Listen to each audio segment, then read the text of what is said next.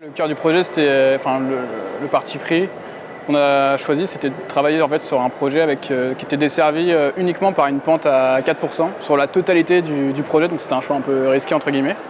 Et du coup, on a fait beaucoup de recherches, on a fait beaucoup de projets avant d'arriver à cette proposition-là, et pour réussir à trouver en fait une pente qui desservait l'entièreté du projet, sans manger trop de place et prendre trop de foncier.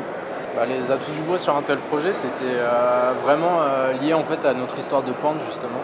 Parce que c'est une pente ce projet-là, on ne pouvait pas le faire tout simplement en béton et créer des différentes pentes, 4%, 5%, 3%, etc. Et l'usage du bois et notamment des modules préfabriqués, etc., ça nous permettait vraiment de pouvoir justement s'adapter à la pente tout au long du projet et pouvoir vraiment manier gérer les espaces avec beaucoup plus de liberté.